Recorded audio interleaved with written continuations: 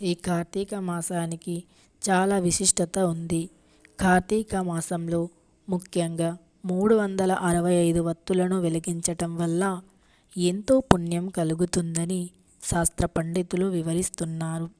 ఈ 365 వత్తులను కార్తీక పౌర్ణమి రోజు వెలిగిస్తే ఈ 365 రోజులు కూడా ఇంట్లో పూజను చేసి దీపాన్ని వెలిగించినంత పుణ్య ఫలితం లభిస్తుందని శాస్త్రవచనం.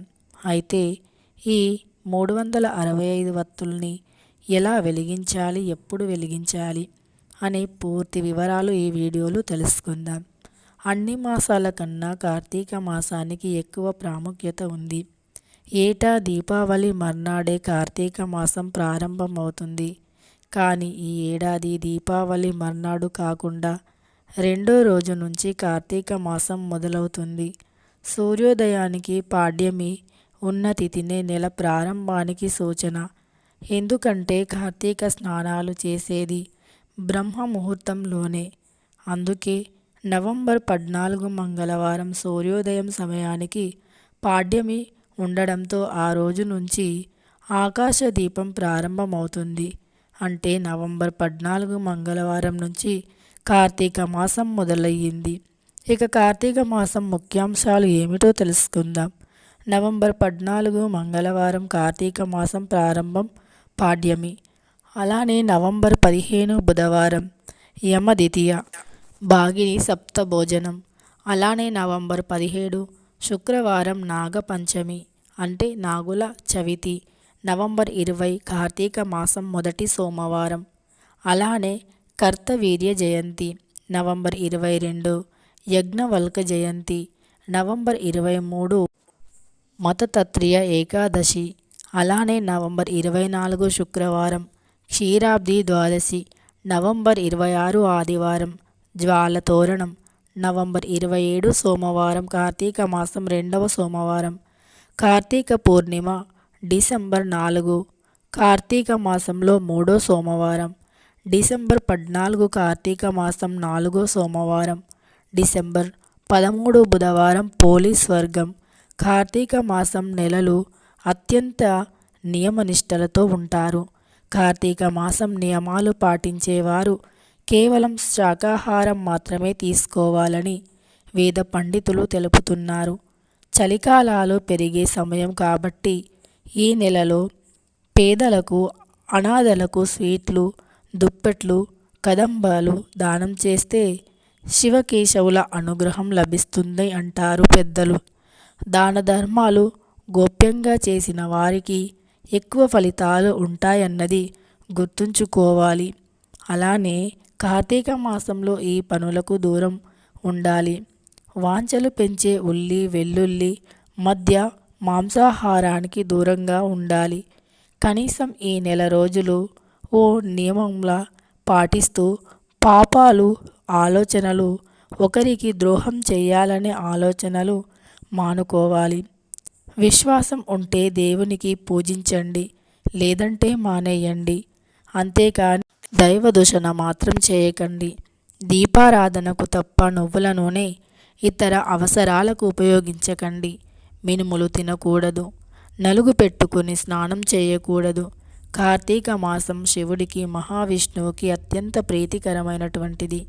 కార్తీక పురాణంలో కార్తీక సోమవారం జ్వాలాతోరణం మహాశివుడికి ప్రాముఖ్యతను తెలియజేస్తే బలిపాడ్యమి, ఏకాదశి, క్షీరరాబ్ది ద్వాదశి శ్రీ మహావిష్ణువుకు ప్రాముఖ్యతను స్పష్టంగా తెలియజేస్తాయి. కార్తీక పురాణంలో కూడా మొదటి 15 అధ్యాయాలు ఈశ్వరుడి ప్రాముఖ్యతను, ఆఖరి 15 అధ్యాయాలు శ్రీహరి ప్రాముఖ్యతను తెలియజేస్తాయి. కాబట్టి ఈ ఏడాది నవంబర్ 14 మంగళవారం నుంచి కార్తీక మాసం ప్రారంభమవుతుంది. డిసెంబర్ 13 బుధవారం పోలీస్ వర్గంతో కార్తీక మాసం పూర్తయిపోతుంది. అయితే ఈ మాసంలో మరి 365 వత్తులను ఎప్పుడు వెలిగించాలి అని పూర్తి వివరాలను ఇప్పుడు తెలుసుకుందాం. ఫ్రెండ్స్, అంతకంటే ముందు మన ఛానల్ని కొత్తగా చూసేవారు వెంటనే సబ్స్క్రైబ్ చేసుకొని పక్కనే ఉన్న బెల్ ఐకాన్ని నొక్కి ఆల్ ట్యాబ్ అని నొక్కండి. ఇక కార్తీక మాసంలో చేసే స్నానం దానానికి ఎంతో ప్రాముఖ్యత ఉంది. అయితే కార్తీక మాసంలో ఒక్క దానం చేసిన ఎన్నో రేట్ల పుణ్య ఫలితం లభిస్తుందని ఆచారం. అత్యంత పవిత్రమైనటువంటి కార్తీక మాసం, ఈ మాసంలో చేసే ప్రతి ఒక్కటి అత్యంత పవిత్రమైనదిగా ఉండాలి. అదేవిధంగా పూర్వీకులు పెట్టిన నియమాలను పాటించాలి. వీటిలో ప్రధానమైనది స్నానం, దీపం, జపం. దానంతో పాటు కార్తీక పురాణ పఠనం లేదా రామాయణం, దీన్ని పారాయణం చేసిన దానిలోని మంచిని గ్రహించి నిత్య జీవితంలో అనుసరించినా సరే, కార్తీక మాసంలో ఆ రోజు కార్తీక శుద్ధ షష్ఠి నవంబర్ 19న పారాయణం చేయాల్సిన అధ్యాయాన్ని చూద్దాం. తిరిగి వశిష్ఠుడు ఇలా చెబుతున్నాడు: ఓ రాజశ్రేష్ఠుడా, ఏ మనువడు కార్తీక మాసంలో క్రమం తప్పకుండా రోజు పరమేశ్వరుణ్ణి, శ్రీ మహావిష్ణువుని పంచామృత స్నానం చేయించి కస్తూరి కలిపిన మంచి గంధపు నీటితో భక్తిగా పూజిస్తాడో వాడు అశ్వమేధ యుగం చేసినంత పుణ్యం సంపాదిస్తాడు. అలానే ఎవరైతే కార్తీక మాసం అంతా దేవాలయంలో దీపారాధన చేస్తారో వారికి కైవల్యం ప్రాప్తిస్తుంది. దీంతో పాటు దీపదానం కూడా ఈ నెలలో పుణ్యలోకాలను కలుగజేస్తుంది. దీపదానానికి సంబంధిత వ్యక్తి తనంతట తాను స్వయంగా పత్తిని తీసి శుభ్రపరిచి వత్తులు తయారు చేయాలి. వరిపిండితో ప్రమిదను చేసి వత్తులు అందులో వేసి నేతితో దీపాన్ని వెలిగించాలి. ఆ ప్రమిదను బ్రాహ్మణుడికి దానం ఇవ్వాలి. శక్తి కొలది దక్షిణ సైతం ఇవ్వాలి. ఇలా ప్రతిరోజు చేస్తూ కార్తీక మాసం ఆఖరి రోజున వెండితో చేసిన ప్రమిదలో బంగారంతో చేసిన వత్తిని ఆవు నేతిలో పోసి దీపం వెలిగించాలి. పిండి దీపాన్ని ప్రతిరోజు ఏ బ్రాహ్మణుడికి దానం ఇస్తున్నారో వెండి దీపాన్ని కూడా, అంటే వెండి ప్రమిదను కూడా చివరికి ఆ బ్రాహ్మణుడికే దానం చేయడం వల్ల సకల ఐశ్వర్యాలు పొందడమే కాకుండా మరణాంతరం మోక్షాన్ని పొందగలరు అని వివరించారు. దీపారాధన సమయంలో కింది స్తోత్రాన్ని పఠించాలి అని కూడా శాస్త్రం చెబుతుంది.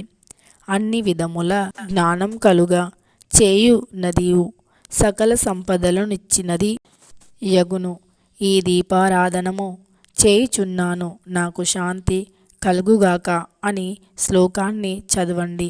ఇలా చదవటం వల్ల అన్ని విధాలుగా బాగుంటుంది అని శాస్త్రం చెబుతుంది. అయితే ఈ కార్తీక మాసంలో 365 వత్తులు 26వ తారీఖున పౌర్ణమి గడియల్లో సాయంత్రం లేదా ఉదయం సూర్యోదయానికంటే ముందే తులసి కోట దగ్గర వెలిగించాలి. మట్టి ప్రమిదలో ఆవు నెయ్యిని లేదా నువ్వుల నూనెను పొయ్యాలి.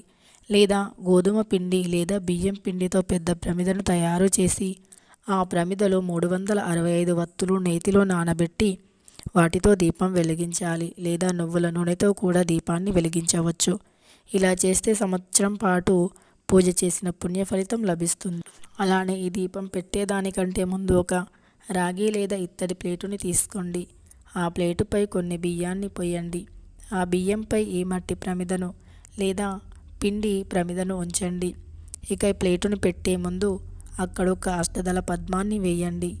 అలా వేసి ఆ పద్మంపై ఈ ప్లేటుని పెట్టి ప్లేటులో ఈ 365 వత్తుల దీపాలను వెలిగించండి. ఇలా చేస్తే కోటి జన్మల పుణ్యం ఖచ్చితంగా కలుగుతుంది. దరిద్రమంతా దెబ్బకి పారిపోతుంది. కోటీశ్వరులుగా మారే అవకాశం కలుగుతుంది. సంపాదించే రకరకాల మార్గాలు కనిపిస్తాయి. వివాహంలో, ఉద్యోగంలో ఆటంకాలు తొలగిపోతాయి. పట్టిందల్లా బంగారంగా మారుతుంది. ఈ మాసంలో ఒక్కసారైనా నదీ స్నానాన్ని చేయాలి, దానాన్ని చేయాలి. అలానే ఈ మాసంలో ఏది దానం చేసినా మంచి ఫలితం లభిస్తుంది. వీడియో నచ్చితే ఒక లైక్ చేయడం అస్సలు మర్చిపోకండి.